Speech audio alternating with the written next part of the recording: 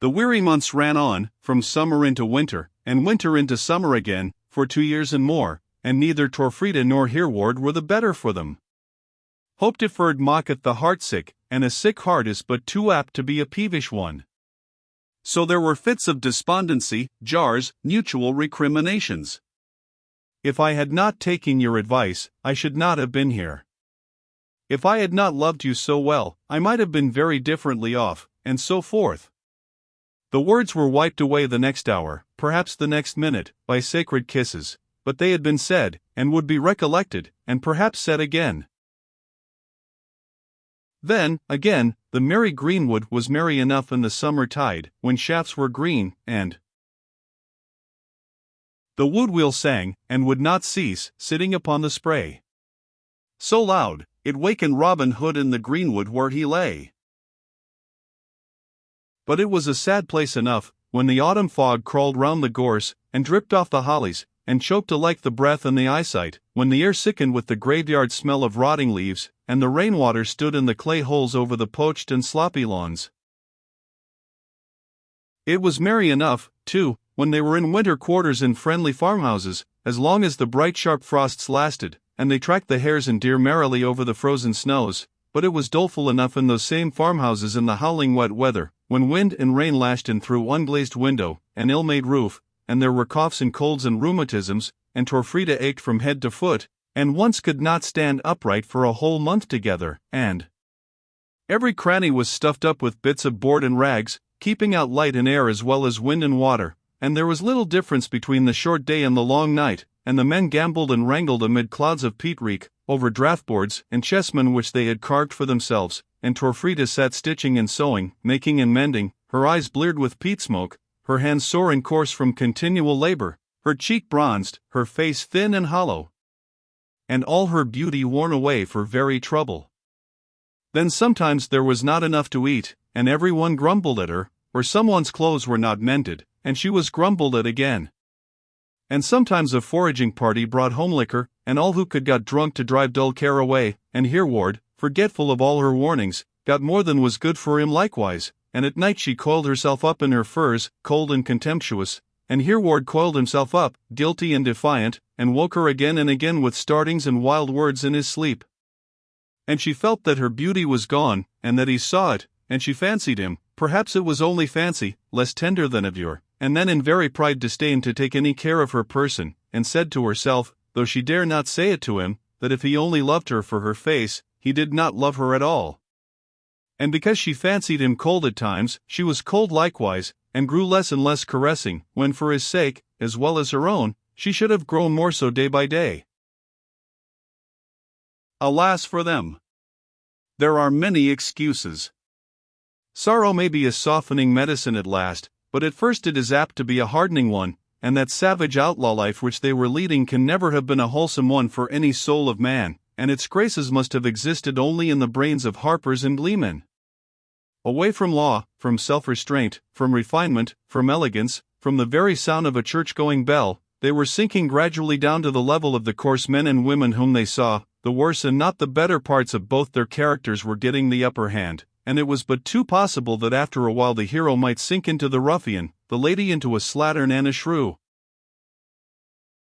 But in justice to them be it said, that neither of them had complained of the other to any living soul. Their love had been as yet too perfect, too sacred, for them to confess to another, and thereby confess to themselves, that it could in any wise fail. They had each idolized the other, and been too proud of their idolatry to allow that their idol could crumble or decay. And yet at last that point, too, was reached.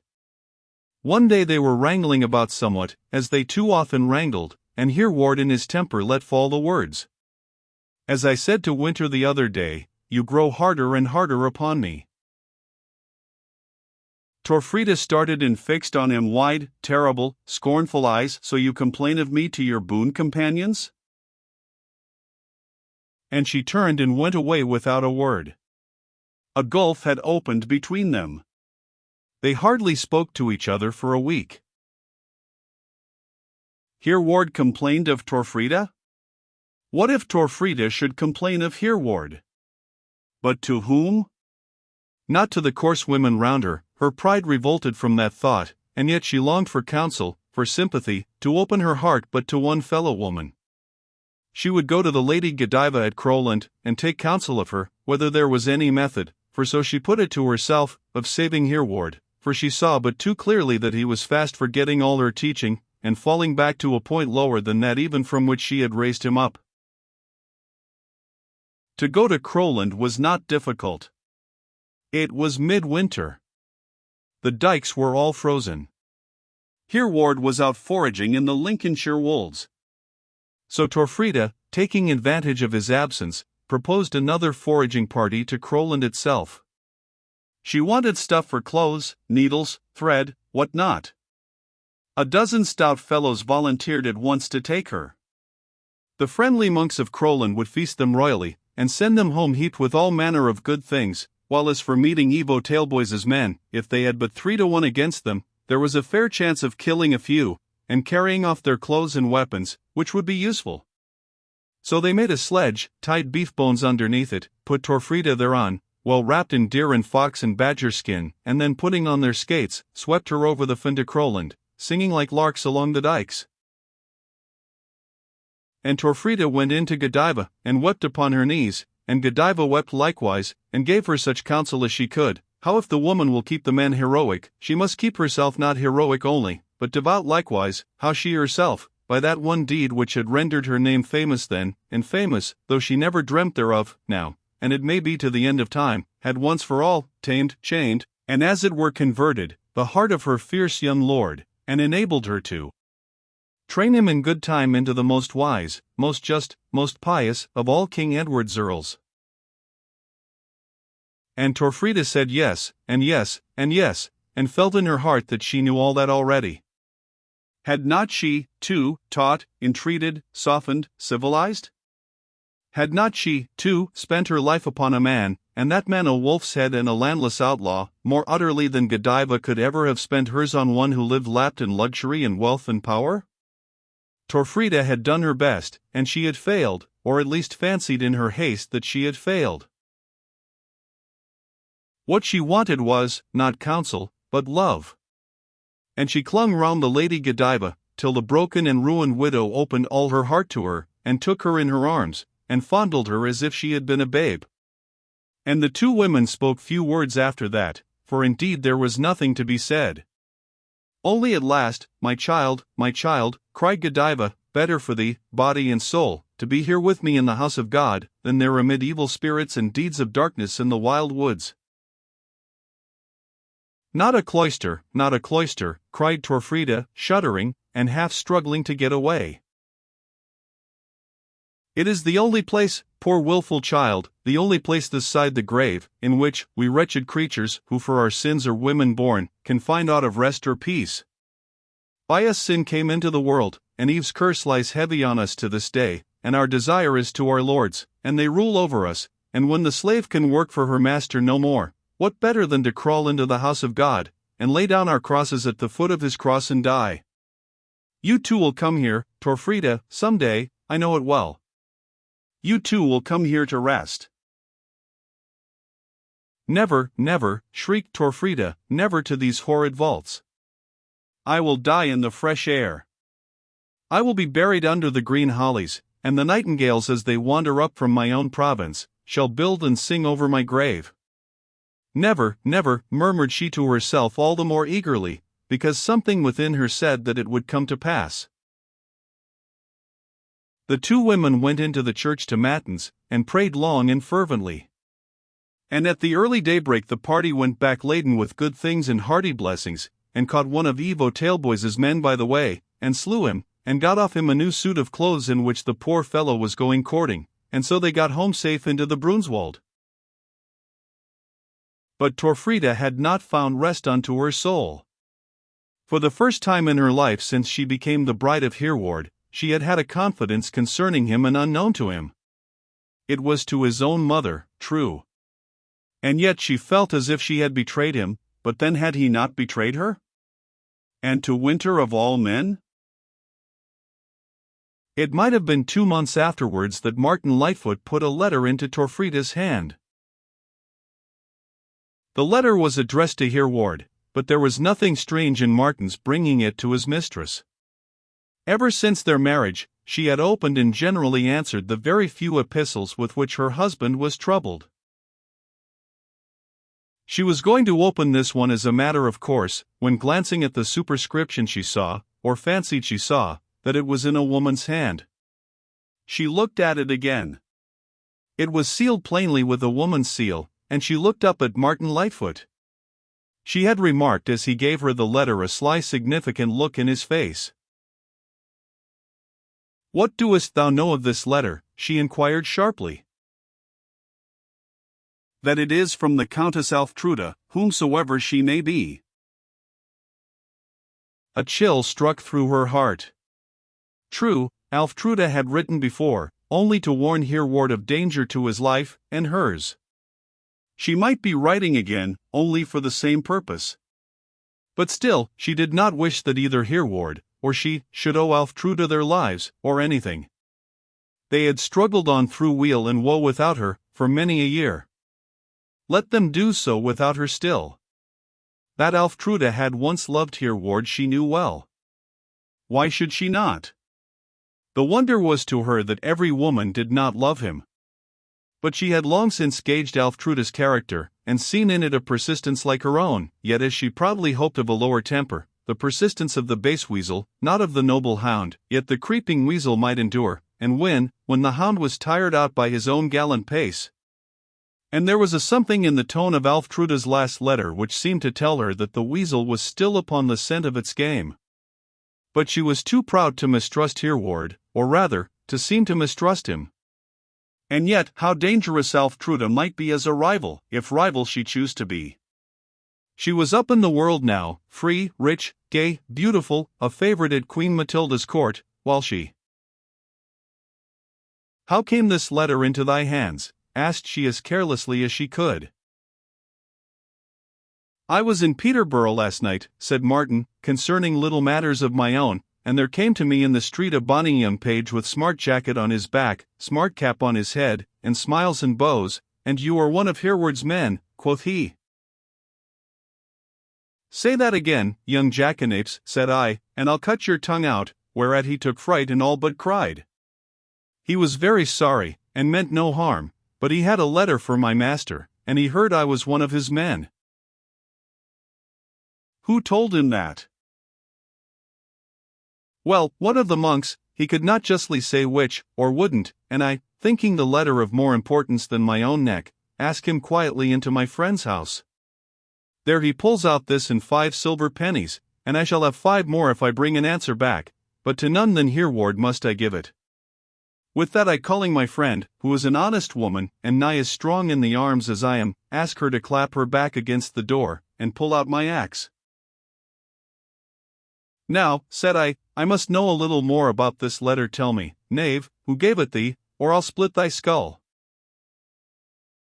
The young man cries and blubbers, and says that it is the Countess Alftruda, who is staying in the monastery, and that he is her serving man, and that it is as much as my life is worth to touch a hair of his head, and so forth. So far so good.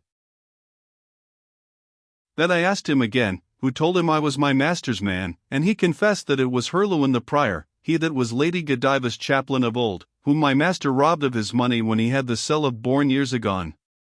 Very well, quoth I to myself, that's one more count on our score against Master Hereward. Then I asked him how Hereward and the Lady Alftruda came to know aught of each other? And he said that she had been questioning all about the monastery without Abbot Thorold's knowledge, for one that knew Hereward and favoured him well. That was all I could get from the knave, he cried so for fright. So I took his money and his letter, warning him that if he betrayed me, there were those would roast him alive before he was done with me. And so away over the town wall, and ran here 25 miles before breakfast, and thought it better as you see to give the letter to my lady first.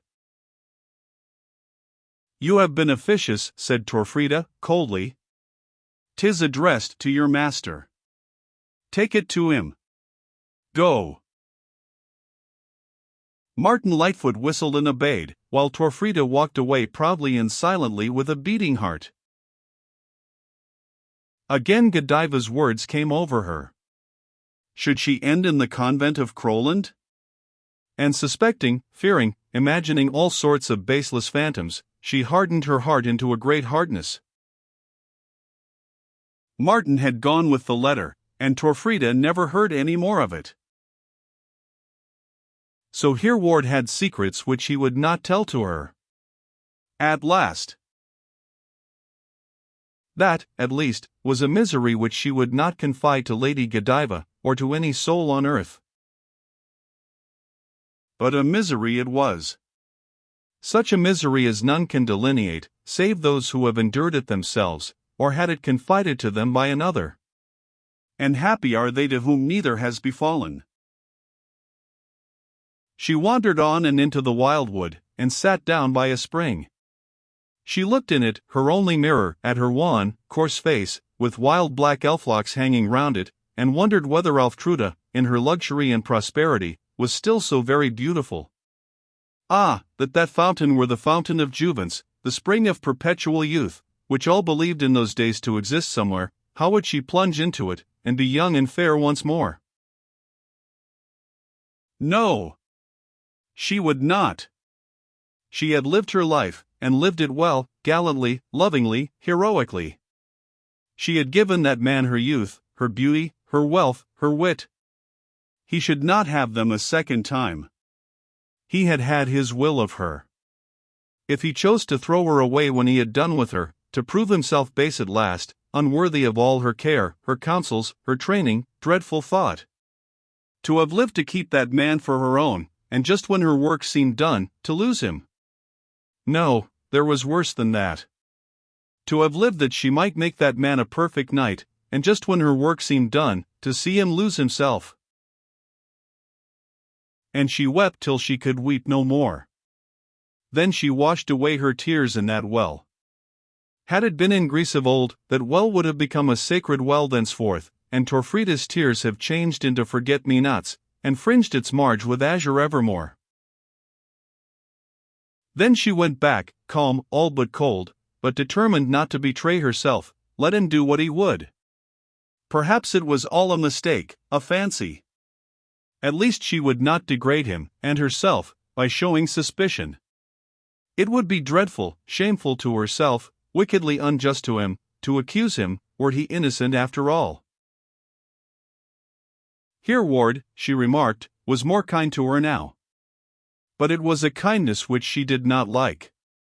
It was shy, faltering, as of a man guilty and ashamed, and she repelled it as much as she dared, and then, once or twice, returned it passionately, madly, in hopes. But he never spoke a word of that letter. After a dreadful month, Martin came mysteriously to her again. She trembled, for she had remarked in him lately a strange change. He had lost his usual loquacity and quaint humor, and had fallen back into that sullen taciturnity, which, so she heard, he had kept up in his youth. He, too, must know evil which he dared not tell. "There is another letter come. It came last night," said he. "What is that to thee or me?" "My lord has his state secrets." "Is it for us to pry into them?" "Go!" I thought. "Go, I say." "That your ladyship might wish for a guide to Crowland." "Crowland," almost shrieked Torfrida, for the thought of Crowland had risen in her own wretched mind instantly and involuntarily. "Go, madman." Martin went. Torfrida paced madly up and down the farmhouse. Then she settled herself into fierce despair. There was a noise of trampling horses outside. The men were arming and saddling, seemingly for a raid. Hereward hurried in for his armor. When he saw Torfrida, he blushed scarlet. "You want your arms," said she, quietly, "let me fetch them." "No, never mind. I can harness myself, I am going southwest, to pay Taleboys a visit. I am in a great hurry, I shall be back in 3 days. Then, goodbye." He snatched his arms off a perch, and hurried out again, dragging them on. As he passed her, he offered to kiss her. She put him back, and helped him on with his armor, while he thanked her confusedly. He was as glad not to kiss me, after all. She looked after him as he stood, his hand on his horse's withers. How noble he looked! And a great yearning came over her. To throw her arms round his neck once, and then to stab herself, and set him free, dying, as she had lived, for him. Two bonny boys were wrestling on the lawn, young outlaws who had grown up in the forest with ruddy cheeks and iron limbs. "Ah, Winter," she heard him say, "had I had such a boy as that." She heard no more. She turned away, her heart dead within her.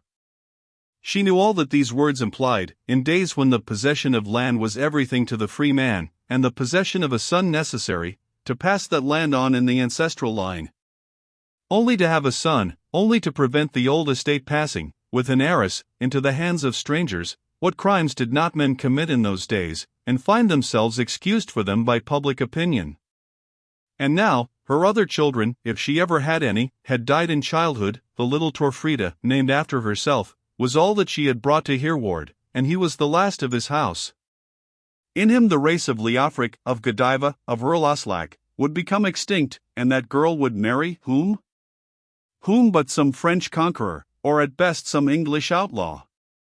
In either case Hereward would have no descendants for whom it was worth his while to labor or to fight. What wonder if he longed for a son, and not a son of hers, the Barrentree, to pass his name down to future generations? It might be worthwhile, for that, to come in to the king, to recover his lands. She saw it all now, and her heart was dead within her. She spent that evening neither eating nor drinking, but sitting over the log embers, her head upon her hands, and thinking over all her past life and love, since she saw him, from the gable window, ride the first time into Street Omer. She went through it all, with a certain stern delight in the self-torture, deliberately day by day, year by year, all its lofty aspirations, all its blissful passages, all its deep disappointments, and found in it, so she chose to fancy in the woefulness of her misery, nothing but cause for remorse. Self in all, vanity, and vexation of spirit. For herself she had loved him, for herself she had tried to raise him, for herself she had set her heart on man, and not on God. She had sown the wind, and behold, she had reaped the whirlwind. She could not repent, she could not pray. But oh, that she could die! She was unjust to herself, in her great nobleness. It was not true, not half, not a tenth part true. But perhaps it was good for her that it should seem true, for that moment, that she should be emptied of all earthly things for once, if so she might be filled from above. At last she went into the inner room to lie down and try to sleep. At her feet, under the perch where Hereward's armor had hung, lay an open letter. She picked it up, surprised at seeing such a thing there, and kneeling down, held it eagerly to the wax candle which was on a spike at the bed's head.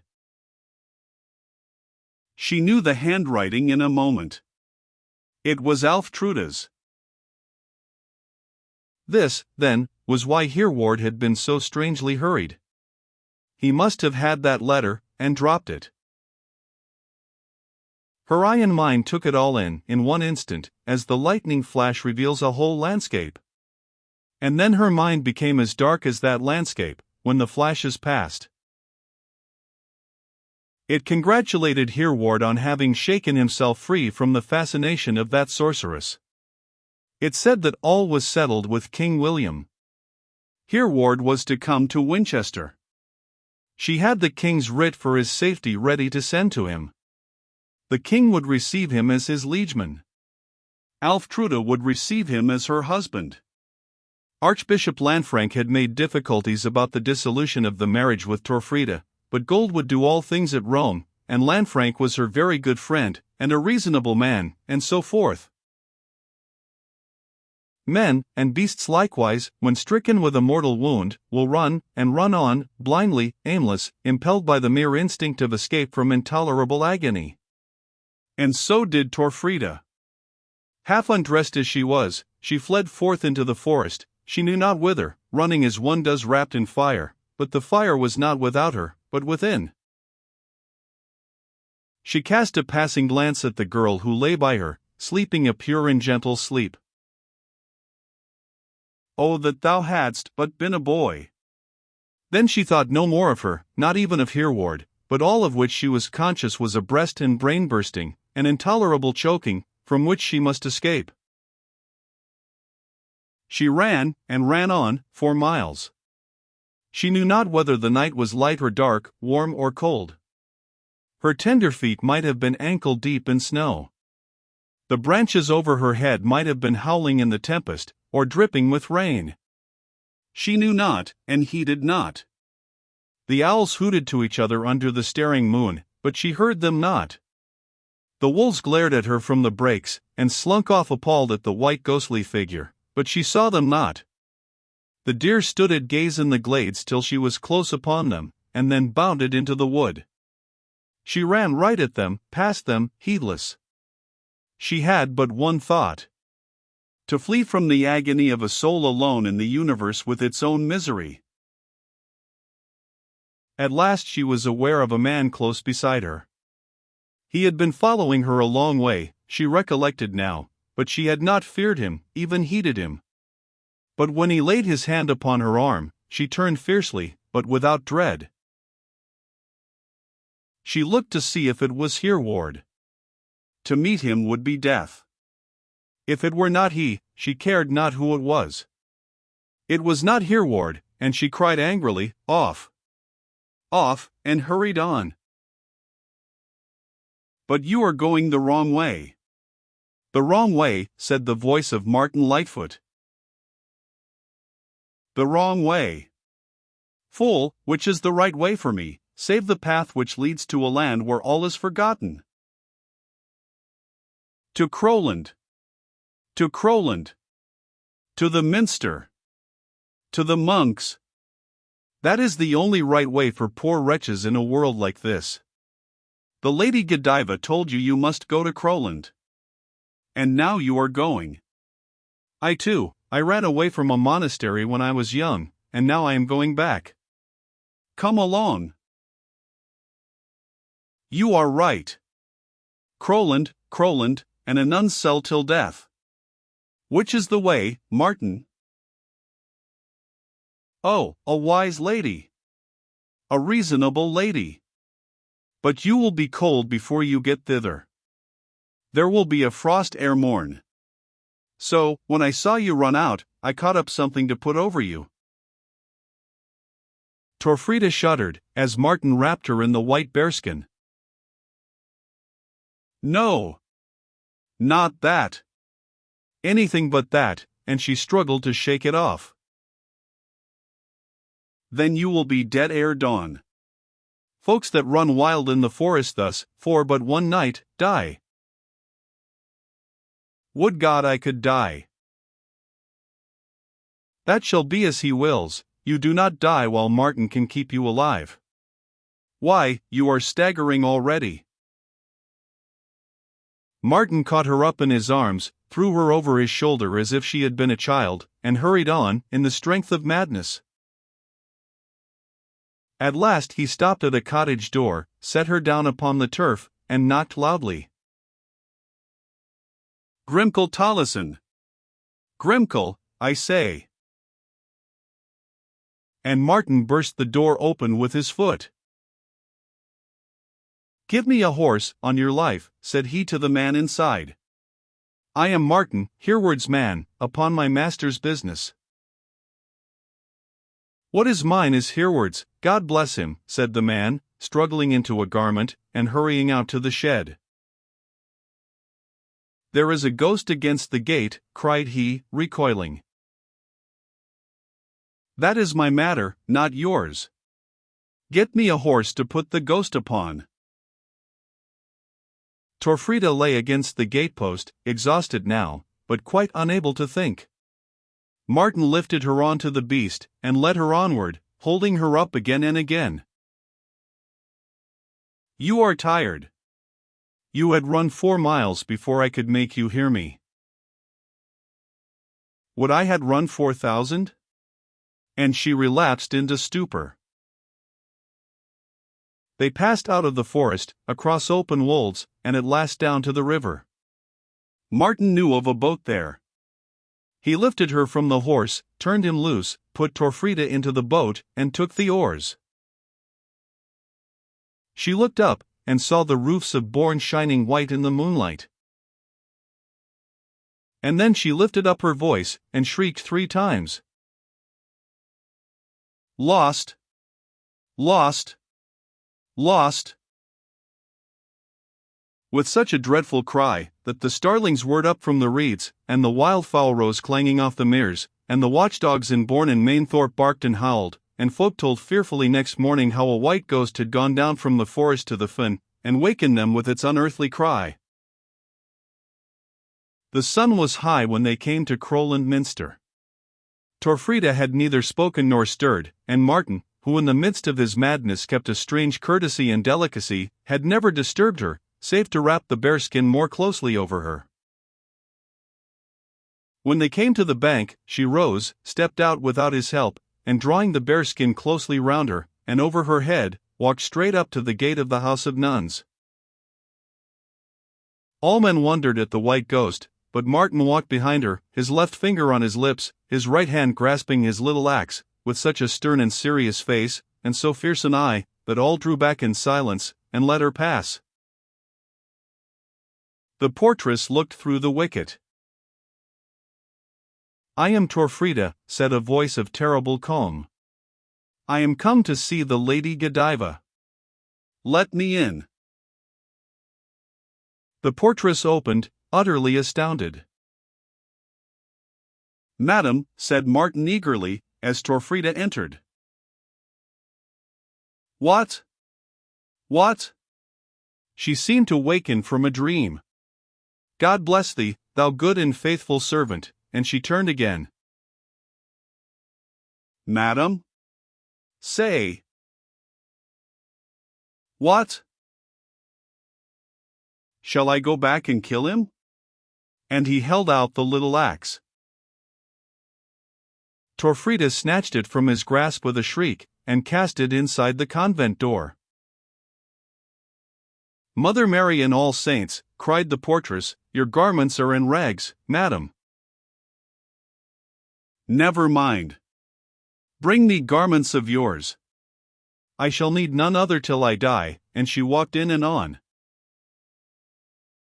"She is come to be a nun," whispered the portress to the next sister, and she again to the next, and they all gabbled, and lifted up their hands and eyes, and thanked all the saints of the calendar, over the blessed and miraculous conversion of the Lady Torfrida, and the wealth which she would probably bring to the convent. Torfrida went straight on, speaking to no one, not even to the prioress, and into Lady Godiva's chamber. There she dropped at the countess's feet, and laid her head upon her knees. "I am come, as you always told me I should do. But it has been a long way hither, and I am very tired." "My child! What is this? What brings you here?" "I am doing penance for my sins." "And your feet all cut and bleeding." "Are they?" said Torfrida, vacantly. "I will tell you all about it when I wake." And she fell fast asleep, with her head in Godiva's lap. The countess did not speak or stir. She beckoned the good prioress, who had followed Torfrida in, to go away. She saw that something dreadful had happened, and prayed as she awaited the news. Torfrida slept for a full hour. Then she woke with a start. "Where am I?" "Hereward." Then followed a dreadful shriek, which made every nun in that quiet house shudder, and thank God that she knew nothing of those agonies of soul, which were the lot of the foolish virgins who married and were given in marriage themselves, instead of waiting with oil in their lamps for the true bridegroom. I recollect all now, said Torfrida. Listen. And she told the Countess all, with speech so calm and clear, that Godiva was awed by the power and spirit of that marvelous woman. But she groaned in bitterness of soul. Anything but this. Rather death from him than treachery. This last, worst woe had God kept in his quiver for me, most miserable of women. And now his bolt has fallen. Hereward, that thy mother should wish her last child laid in his grave. Not so, said Torfrida, it is well as it is. How better? It is his only chance for comfort, for honor, for life itself. He would have grown I was growing bad and foul myself in that ugly wilderness. Now he will be a knight once more among knights, and win himself fresh honor in fresh fields. Let him marry her. Why not? He can get a dispensation from the Pope, and then there will be no sin in it, you know. If the Holy Father cannot make wrong right, who can? Yes. It is very well as it is. And I am very well where I am. Women! Bring me scissors, and one of your nun's dresses. I am come to be a nun like you. Godiva would have stopped her. But Torfrida rose upon her knees, and calmly made a solemn vow, which, though canonically void without her husband's consent, would, she well knew, never be disputed by any there, and as for him, he has lost me, and forever. Torfrida never gives herself away twice. There's carnal pride in those words, my poor child, said Godiva. Cruel, said she, proudly. When I am sacrificing myself utterly for him. And thy poor girl? He will let her come hither, said Torfrida with forced calm. He will see that it is not fit that she should grow up with yes, he will send her to me, to us. And I shall live for her, and for you.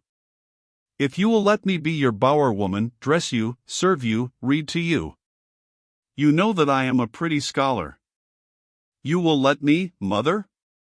I may call you mother, may I not?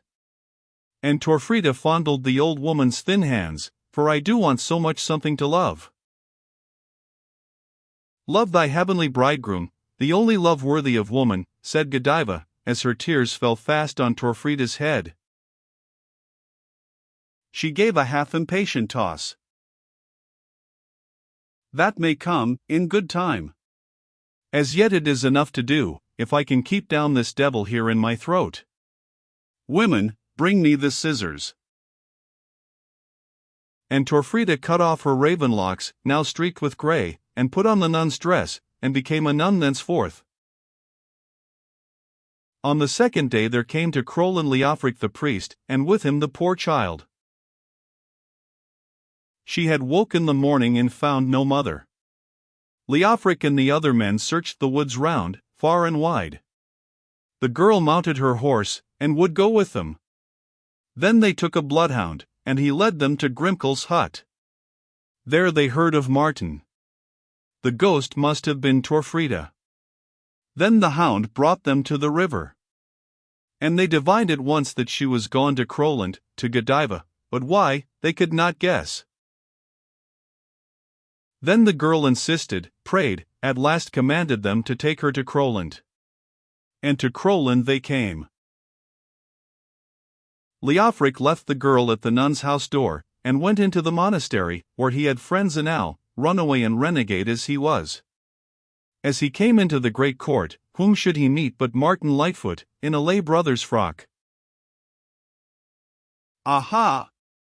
And are you come home likewise? Have you renounced the devil and this last work of his? What work? What devil? Asked Leofric, who saw method in Martin's madness.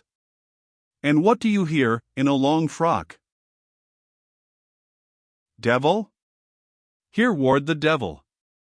I would have killed him with my axe, but she got it from me, and threw it in among the holy sisters, and I had work to get it again. Shame on her, to spoil my chance of heaven. For I should have surely won heaven, if I had killed the devil. After much beating about, Leofric got from Martin the whole tragedy. And when he heard it, he burst out weeping. "O Hereward, Hereward! O knightly honor! O faith and troth and gratitude, and love in return for such love as might have tamed lions, and made tyrants mild! Are they all carnal vanities, works of the weak flesh, bruised reeds which break when they are leaned upon? If so, you are right, Martin, and there is naught left, but to flee from a world in which all men are liars." And Leofric, in the midst of Crowland Yard, tore off his belt and trusty sword, his hauberk and helm also, and letting down his monk's frock, which he wore trussed to the mid-knee, he went to the abbot's lodgings, and asked to see old Ulfketil. "Bring him up," said the good abbot, "for he is a valiant man and true, in spite of all his vanities, and maybe he brings news of Hereward, whom God forgive." And when Leofric came in, he fell upon his knees, bewailing and confessing his sinful life, and begged the abbot to take him back again into Crowland Minster, and lay upon him what penance he thought fit, and put him in the lowest office, because he was a man of blood, if only he might stay there, and have a sight at times of his dear lady Torfrida, without whom he should surely die. So Leofric was received back, in full chapter, by abbot and prior and all the monks. But when he asked them to lay a penance upon him, Ulfketil arose from his high chair and spoke. "Shall we, who have sat here at ease, lay a penance on this man, who has shed his blood in 50 valiant fights for us, and for St. Guthlac, and for this English land? Look at yon scars upon his head and arms. He has had sharper discipline from cold steel than we could give him here with rod, and has fasted in the wilderness more sorely, many a time, than we have fasted here."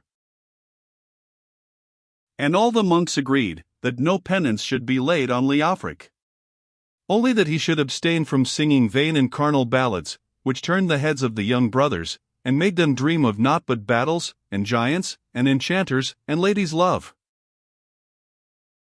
Hereward came back on the 3rd day, and found his wife and daughter gone. His guilty conscience told him in the first instant why. For he went into the chamber, and there, upon the floor, lay the letter which he had looked for in vain. No one had touched it where it lay. Perhaps no one had dared to enter the chamber. If they had, they would not have dared to meddle with writing, which they could not read, and which might contain some magic spell. Letters were very safe in those old days. There are moods of man which no one will dare to describe, unless, like Shakespeare, he is Shakespeare, and like Shakespeare knows it not. Therefore what Hereward thought and felt will not be told.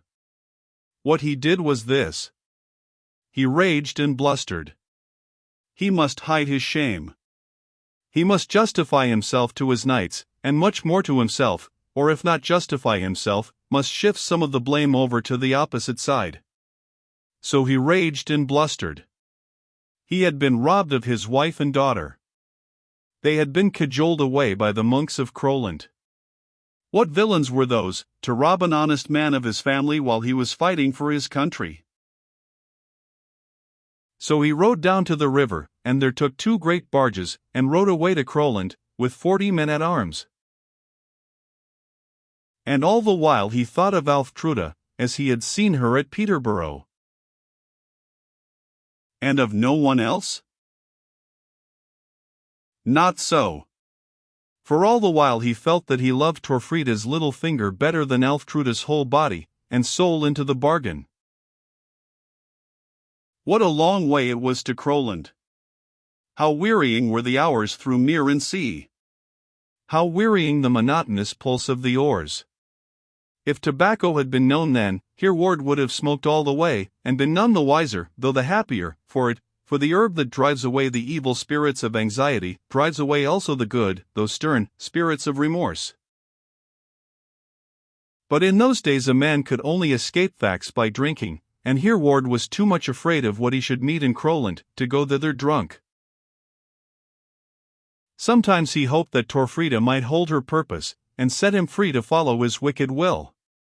All the lower nature in him, so long crushed under, leapt up chuckling and grinning and tumbling head over heels, and cried, "Now I shall have a holiday." Sometimes he hoped that Torfrida might come out to the shore, and settle the matter in one moment, by a glance of her great hawk's eyes. If she would but quell him by one look, leap on board, seize the helm, and assume without a word the command of his men and him, steer them back to Bourne, and sit down beside him with a kiss, as if nothing had happened. If she would but do that, and ignore the past, would he not ignore it? Would he not forget Alftruda, and King William, and all the world, and go up with her into Sherwood, and then north to Scotland and Gospatrick, and be a man once more? No. He would go with her to the Baltic or the Mediterranean. Constantinople and the Varaj would be the place and the men. Aye, there to escape out of that charmed ring into a new life. No. He did not deserve such luck, and he would not get it. She would talk it all out. She must, for she was a woman. She would blame, argue, say dreadful words, dreadful, because true and deserved. Then she would grow angry, as women do when they are most in the right, and say too much, dreadful words, which would be untrue and undeserved. Then he should resist, recriminate. He would not stand it. He could not stand it. No. He could never face her again. And yet if he had seen a man insult her, if he had seen her at that moment in peril of the slightest danger, the slightest bruise, he would have rushed forward like a madman, and died, saving her from that bruise. And he knew that, and with the strange self-contradiction of human nature, he soothed his own conscience by the thought that he loved her still, and that, therefore, somehow or other, he cared not to make out how he had done her no wrong. Then he blustered again, for the benefit of his men. He would teach these monks of Crowland a lesson. He would burn the minster over their heads. That would be pity, seeing they are the only Englishmen left in England, said Seward the White, his nephew, very simply. What is that to thee? Thou hast helped to burn Peterborough at my bidding, and thou shalt help to burn Crowland.